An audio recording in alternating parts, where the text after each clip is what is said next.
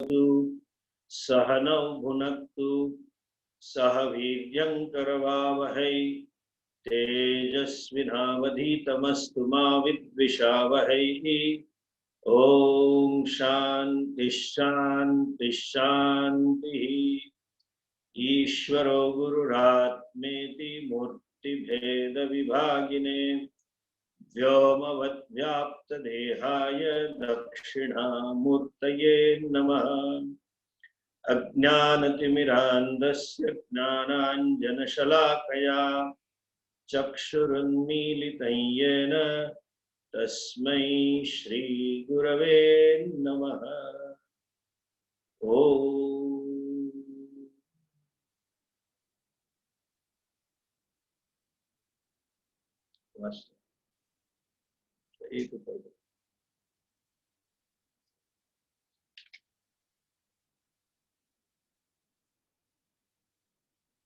Last time we discussed in detail,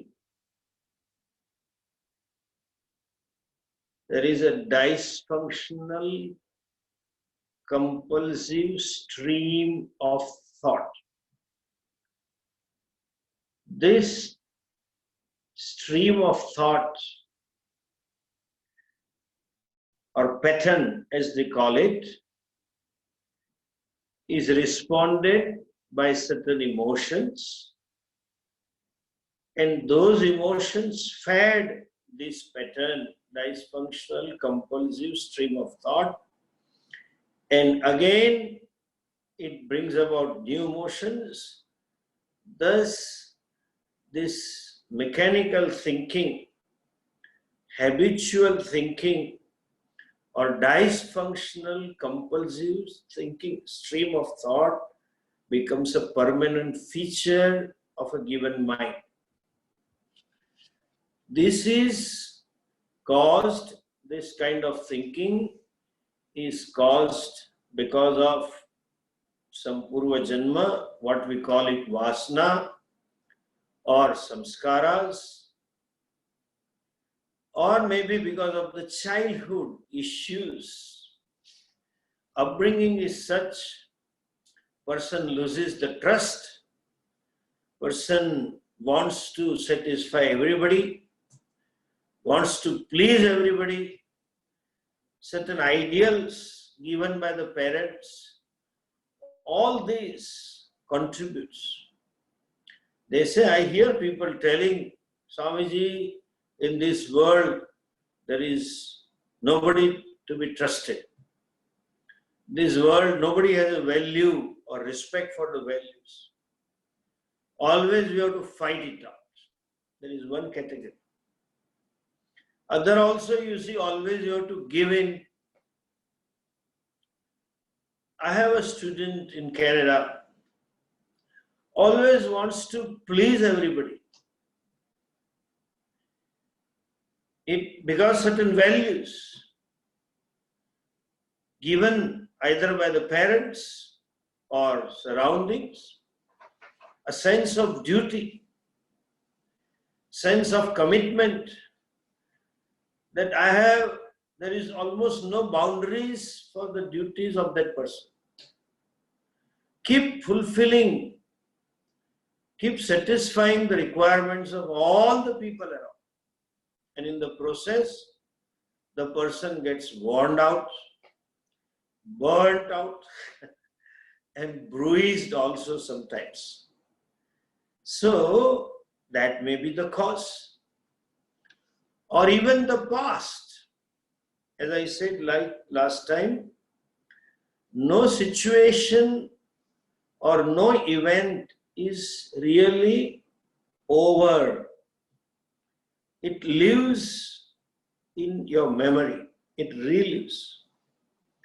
The mind and the mind-made story, or what I call it, me and my story, keep that event, keep that situation going in the mind. And as I mentioned, human mind being the greatest actor, producer, director, scriptwriter, etc., reenacts the whole blessed thing, and that again makes this compulsive stream of thought very powerful. This thinking not only harms the person, but harms the people who come in contact with this person by generating, indirectly causing a reaction change, causing some unhappiness, causing their becoming instrumental in triggering their compulsive stream of thoughts. This thinking is there, involuntary, automatic, repetitive or mechanical thinking is there. Sometimes it's so powerful that the person is possessed by that kind of thinking. So much so, it becomes his or her identity. He or she cannot be without this kind of thinking. He or she cannot be without this kind of values. Some idea, like Bhishma Pitama, we will see in Mahabharata. His vows, pratignas, were valued so much that he couldn't imagine himself without that fulfilling those. Some people have that kind of identity. I have to be the best sort of executive or CEO or chairman of the company, whatever. And anything anyone which challenges his or her values, either by the nature or himself or others, he or she feels very insecure. That again triggers that. This thinking, what we call it, dysfunctional, compulsive stream, continues when I do japa or meditation. There is a decision, all right, but I have to sit. I want to sit. But that emotions and that stream pattern has not changed. So what happens after meditation or while performing meditation, after some time, it becomes just like a ritual to be done. One finds himself or herself fatigued, tired because of what he did or what he discovered in the meditation was altogether a different mind. And then he feels tired. Either when we do mala, at that end of the mala, there is one bigger bead, then we discover that this has happened. Or in meditation, we discover that suddenly the mind has gone somewhere. And it has gone somewhere, that also is not noticed. But then you discover helplessness. You feel helpless and then suddenly you come back to meditation. This is called kashaya.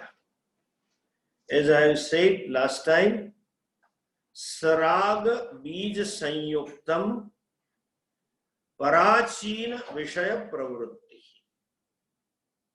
Activities coupled by certain, the dysfunctional compulsive thinking coupled with likes and dislikes, and how to get rid of it. First, it calls for lots and lots of introspection. I have to study my pattern, how I get into rut. What are the vulnerable areas? Like suppose there is a boil somewhere in the part of the body and somebody touches it. And the pain that is experienced, like that, there are vulnerable areas where the mind experiences the pain. And that triggers that.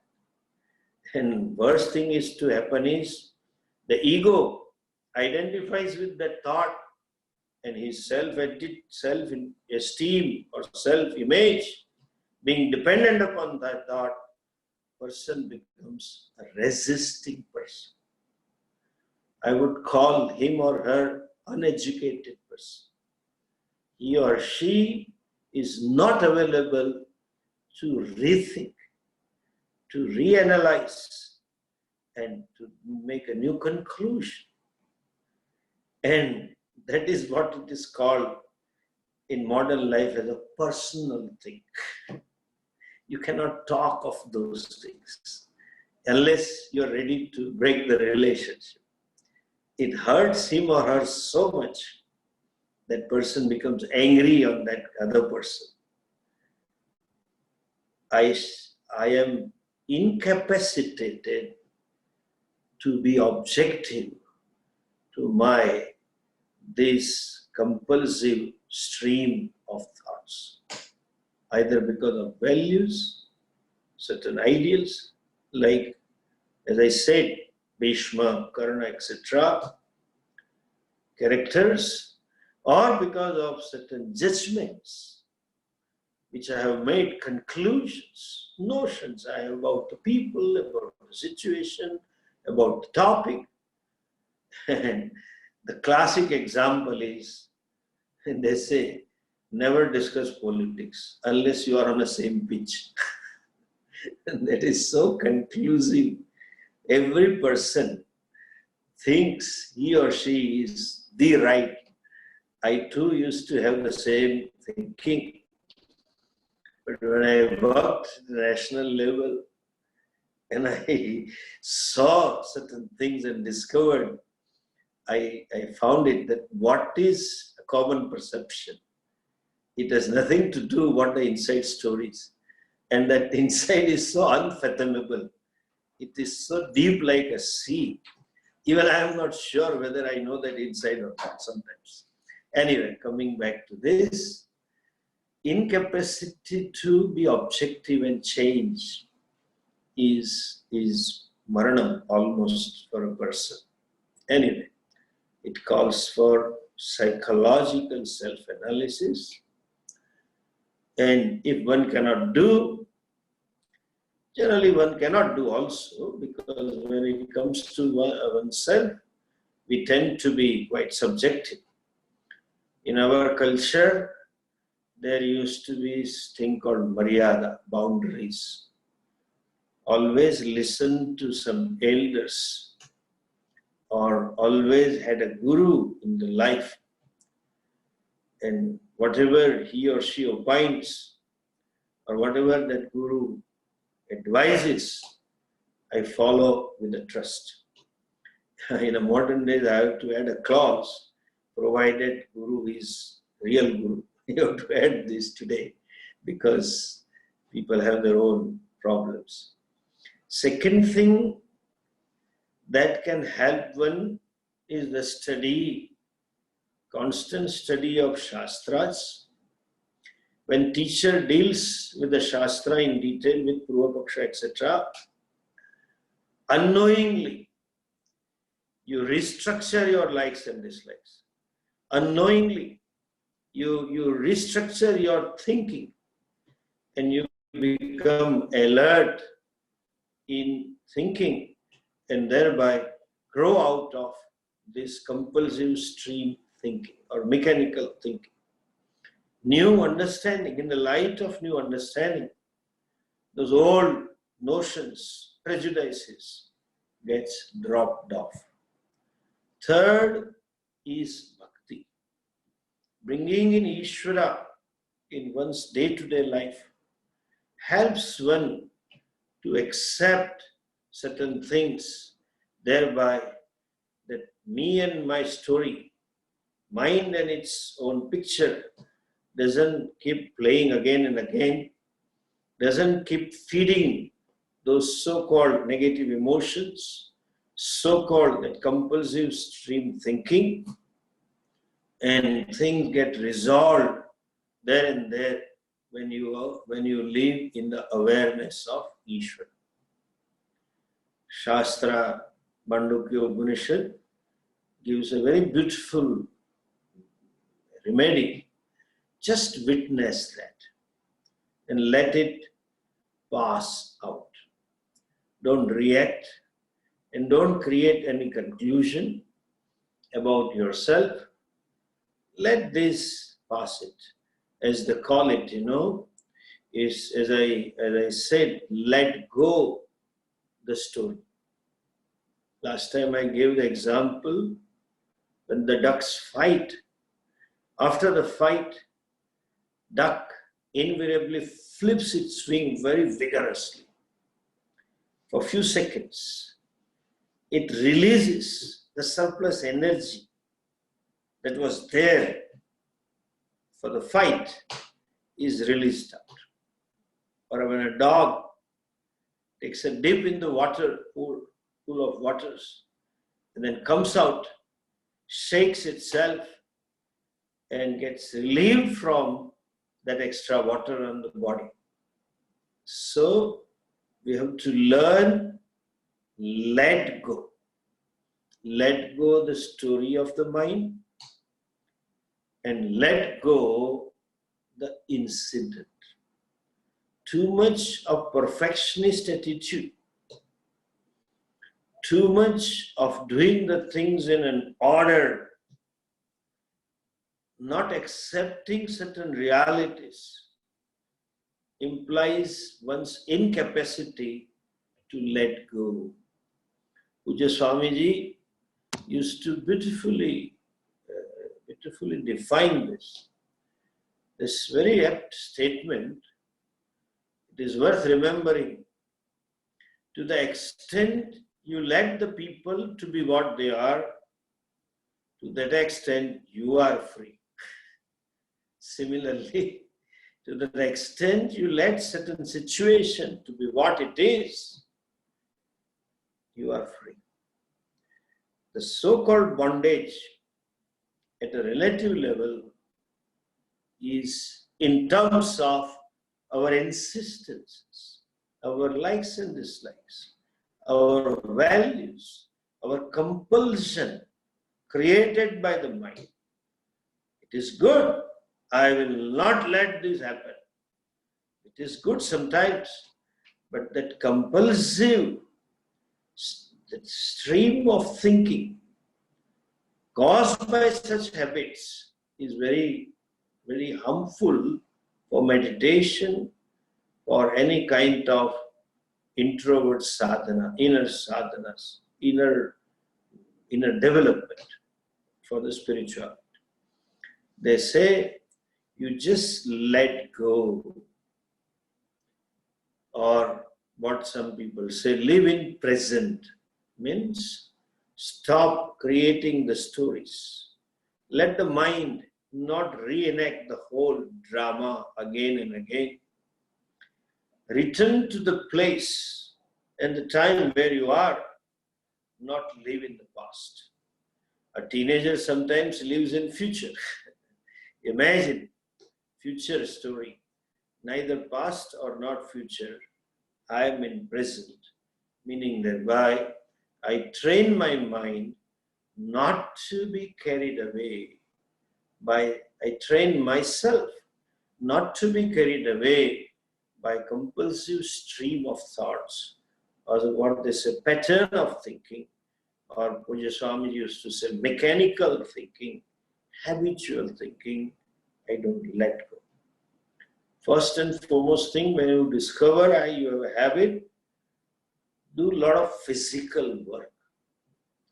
Sometimes physical activity stops this. Have some recreation in life. We are so, especially Indians, are duty bound. And Westerners, some of them I've seen, career bound. So committed to career, office, and the career graph, And we are so committed to duty that we don't have space for ourselves. One should have some hobby. I do certain things just for my self-recreation. I have earned the time. I have earned that leisure. I should have that leisure and time and some resources if necessary for myself. I cannot keep committing for others, or I cannot keep committing to my profession. So these are few tips to grow out of it. Certain techniques, as they call it, for meditation. Some of you who have gone to some meditation sessions might be knowing this. Your teacher might have said this, but a couple of them I would like to tell or repeat or tell for others' benefit. Human mind has its own clock.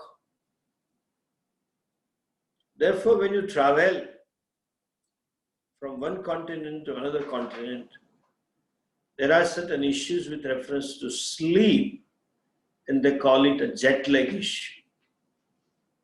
Similarly, there is a mental clock for lunch, for dinner, and for prayers also.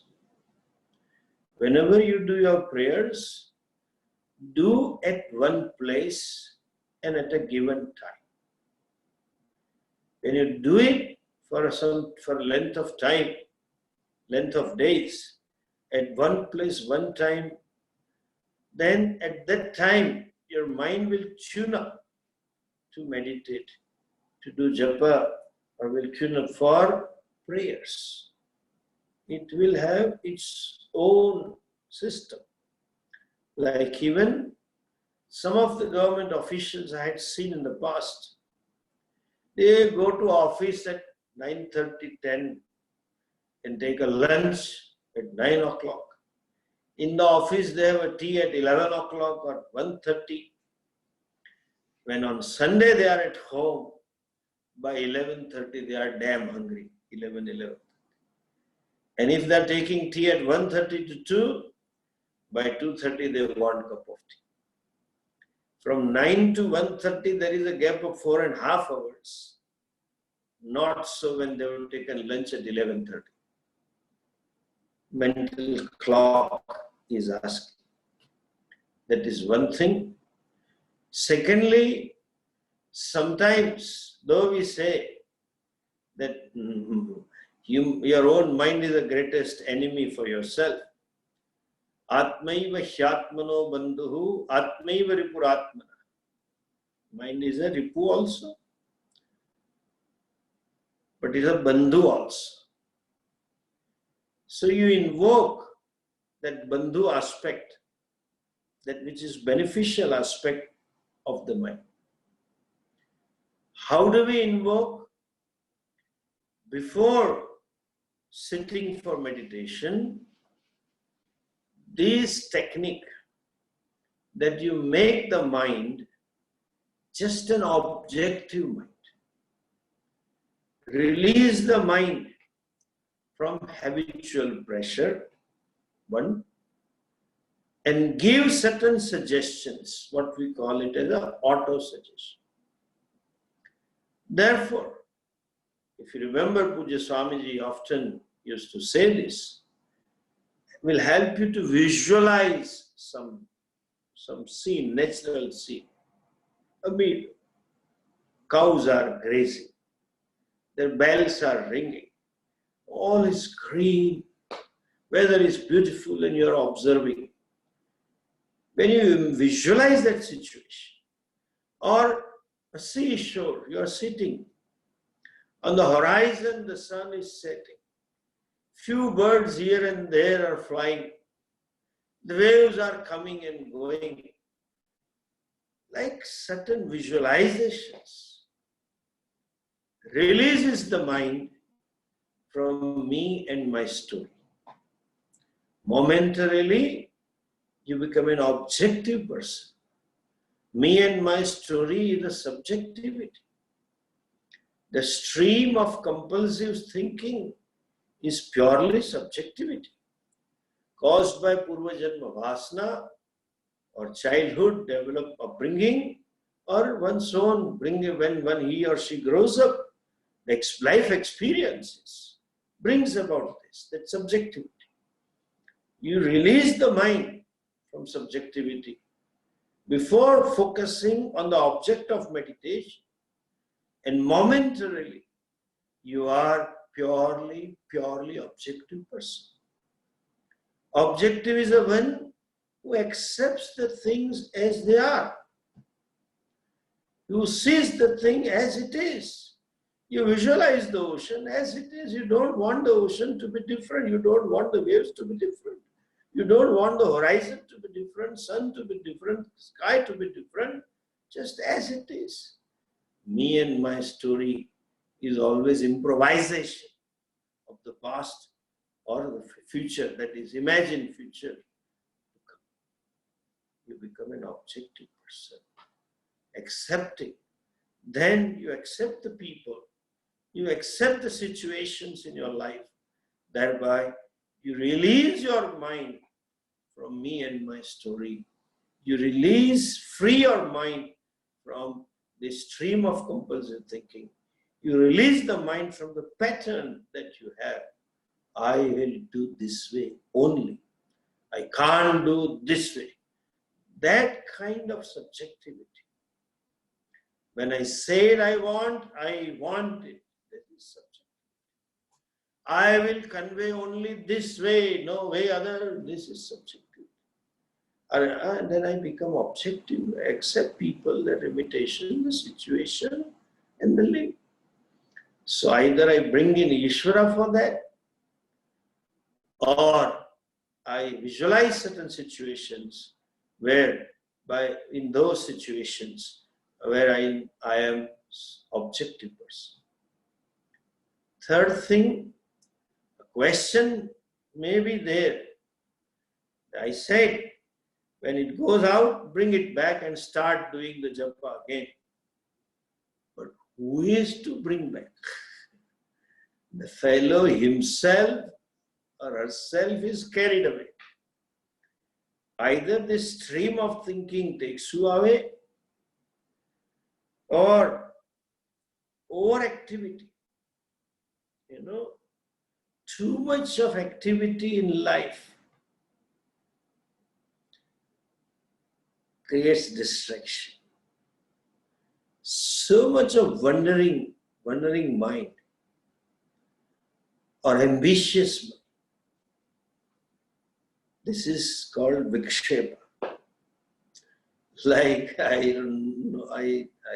quite a few students said to me that when they call up and I said, yeah, Swamiji, how are you doing? I said, I'm fine. They say, Swamiji, don't you get bored? I said, I am equally happy with activity and I am as happy now also. And I have decided to take a vacation. One has given me vacation. There are so many things pending, but I'm not attending anything, not calling anything, no message. I said, relaxing. I said, I'm fine. They said, Swamiji, don't you feel bored? That shows too much of orientation to do, orientation to act. It is nothing wrong in acting, but you should have inner leisure even when you are acting, even when you are performing, even when you are doing something. And some of them said then that, Swamiji, but nowadays I'm enjoying my japa, I'm enjoying my meditation, because for almost 10 days they are locked in the home. So that vikshepa, second obstacle, is not there. Either wandering lust, too much activity, too much things to do, or this compulsive stream of thinking, or both put together, may hijack, may distract the mind. And what is the way out? You may say, these techniques may help, but since it's a technique, it's a limitation. But mind is gone. Who will bring back? Yato yato nischarati manaschanchalamasthiram tatastato niyamyaitat atmanneva vasham. Yasmat karanat. For whatever reason, the thinking is triggered and it goes out. From wherever it goes out of the focus, out of the concentration, out of the object of meditation. From there, you bring it back. Question comes, who will bring back? Often I see, this India also, we have now this value to have pets. And then take the dog for a walk. And there is a huge dog, German Shepherd or Alsatian, very powerful dog. And this girl, teenage or little grown-up, takes the dog for the walk in the morning. And she has a friend with her. She is more interested in chit-chatting rather than the dog. And she wants to go to right because her friend said, let's go this way. And the dog is habituated to go to left. And dog pulls her to the left. And when she pulls the dog, she is like the pizza tower, Italian tower, slanted 40 degrees, 30 degrees. And she is pulling and keeps shouting, Tommy, Tommy, etc. And Tommy doesn't listen. Who takes whom for a walk? That's a question. Mind takes the person for a ride. At that time, this auto-suggestion, putting a request to mind, just closing your mind with a focused and with all sincerity and compassion and objectivity, you tell to mind, oh mind, please don't go out. And if at all you go out, please come back as soon as you can. When that suggestion is given to your own mind by yourself, very coolly, with compassion, not with a fighting or attitude of resistance, just out of concern, mind will come back. Mind will not go, or just go a little and suddenly remember that I have to meditate. Exactly like almost all of us must have had an experience when we have to wake up early in the morning next day and you are not sure whether those alarms from the mobile will help you to wake up. There's an important meeting and the flight has to be, you have to take the flight. Then you keep telling your mind, will I wake up? I think I should wake up. I should wake up. And if you have put alarm at 3 a.m. in the morning, just 1 minute before, just 2 minutes before, not even to 30 seconds sometimes, you just wake up as though somebody woke you. This is auto-suggestion. You have to bring something and you keep forgetting. And you tell one day your mind, oh no, don't forget, today evening I have to, while on my way back, I have to pick up this. You have quietly forgotten whole day.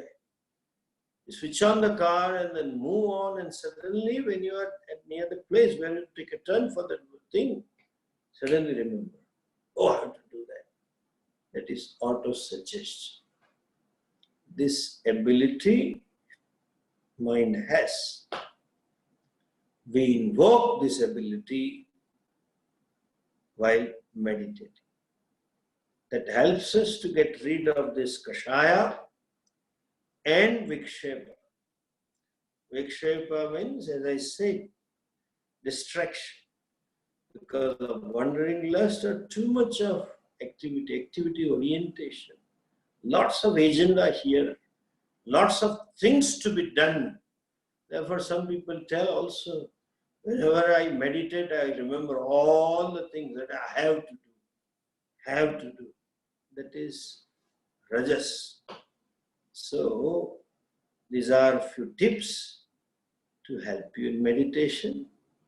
And the third obstacle, we saw kashaya, vikshepa, and third is laya. Laya means you feel sleepy. The preconditions for meditation and sleep are same.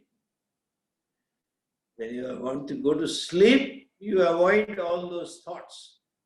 You give up those thoughts. And for this all work and things to do and few other things you remember, you say, no, we'll see tomorrow, let me sleep. So also meditation. You are relaxed and you feel sleepy. That precondition of meditation may induce sleep primarily for 3 to 4 reasons.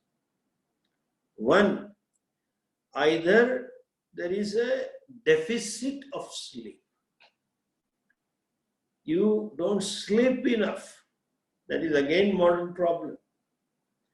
Minimum 6 to 8 hours sleep that is necessary is not taken. At evening, either you end up seeing late night shows in the TV or working on a computer, and you have a deadline to wake up in the morning. So there is a deficit of sleep that is there throughout the week. And sometimes some people sort of clear that deficit partially on Sunday when they sleep a lot. But seeker may not have that issue. But then, because of some deficit also, nidra shesha, as they call it, you may feel sleepy, or because of some indigestion or overeating or fatigue, the fourth reason. You work so much that you are tired. That may induce sleep. Nidra sheshaha, bahu ashanaha, ajirnaha, ya atishramaha. So, lifestyle also is important as the meditation. There is a shloka in Bhagavad Gita. Bhagavan tells to Arjuna that before meditating, this is equally important. Yukta har viharasya, yukta cheshtasya karmasu, yukta swapnavabodhasya, yogo bhavati dukkha. Yuktatvam. Quite often Bhagavan uses this word in Gita. Yukta means measured, proper, deliberate, etc. My ahara, vihara, my karma, etc. should be not neither too much nor too less. If you don't work at all, ati nidra also induces sleep. Nidra shesha also induces sleep. Extra work induces sleep. No work or less work also induces sleep. So, one has to conduct himself in a measured quantity. That may be subjective, depending upon one's physical, psychological capacities, that one can discover and live a life of yuktatva. So, these obstacles, when taken care of, then meditation becomes sarala chintanam, like ajyadharaya srota sasana. Mind is subject to change, and it has to change faster, which is a blessing. It changes quickly to avoid the confusion in cognition. Quick cognitions takes place. So that's a blessing. So But then in meditation, if it changes faster, it becomes a curse. It may get distracted. It is natural to get distracted. Since it is getting distracted, you are doing dhyana. You have to meditate.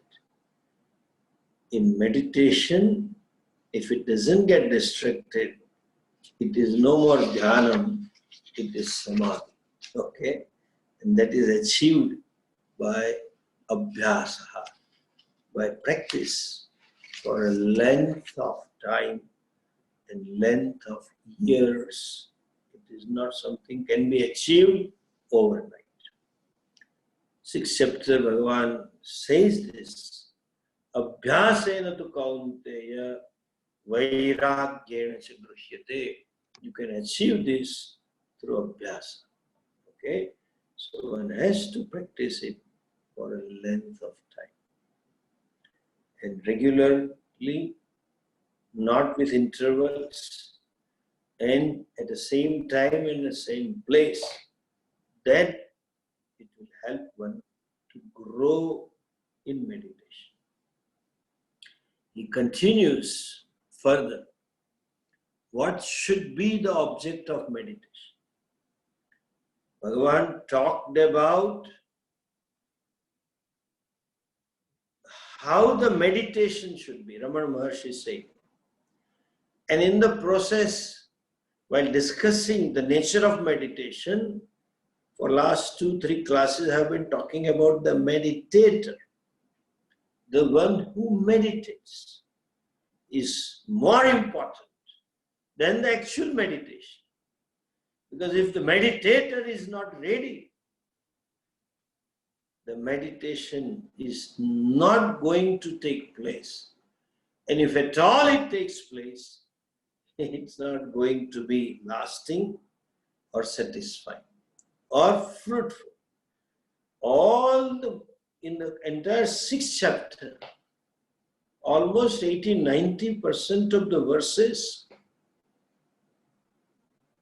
which are regarding of the meditation, which are verses about meditation, Bhagavan talks in 80-90% of verses about the meditator.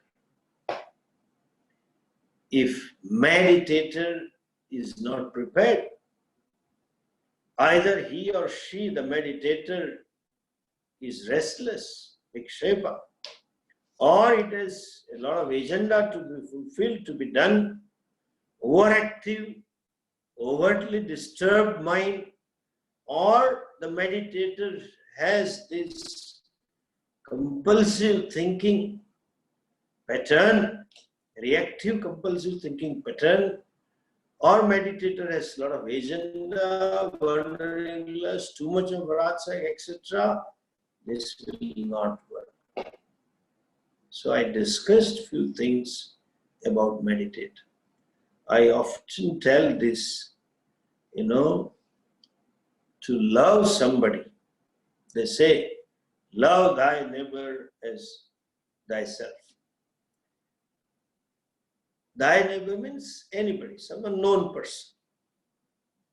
So, love outside my family members, outside my connections.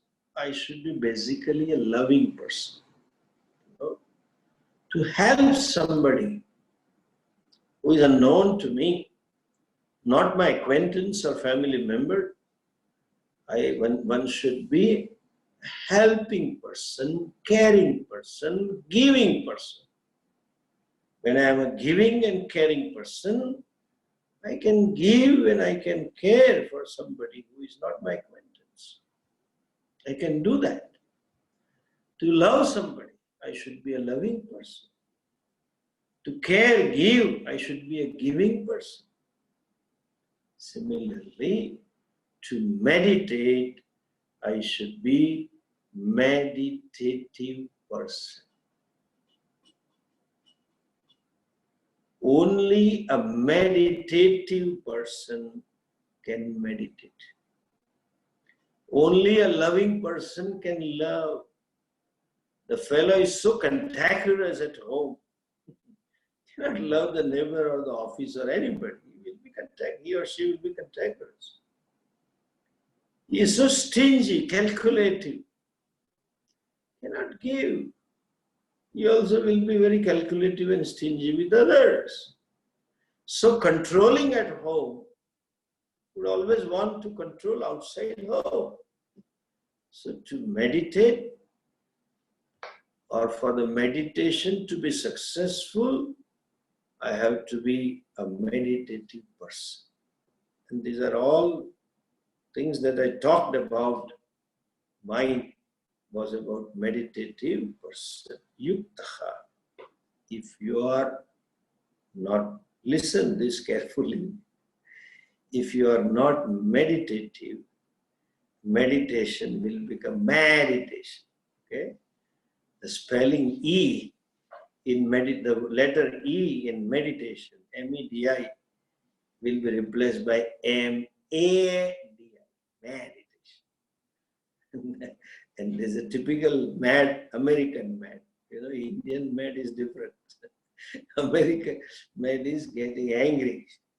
So some people coming out of meditation, they are mad at their spouse and people around. We had one relative, and then the lady of the home knew he has gone for puja and japa. He started at this time, and this time he will complete. So just before 5-7 minutes of his completion, coming out of the japa, mom will tell all the children, now behave. Your daddy is to come out of meditation now. And invariably, he was angry. He will shout at small things the moment he came out of the meditation. So, dhyanam is possible when by nature I am dhyani dhyata, meditative meditator. And all those virtues are talked about in 6th chapter of Gita. We'll see sometimes if we start Gita, we'll look into it.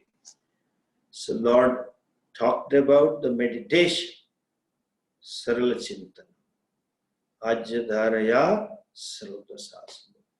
And we discussed about the meditator. Now the question comes, what is the object of meditation? I just briefly had mentioned the word dhyanam and upasana and nididhyasana. They all define the object of meditation. And Sri Ramana in the next sloka talks about what is the object of meditation and why that he says. We will see those two slokas tomorrow, next class. Om Purnamadah Purnamidam Purnat Purnamudachyate Purnasya Purnamadhaya Purnamevavashishyate. Om Shanti Shanti Shanti. Hari Om Shri Gurubhyo Namaha. Hari Om.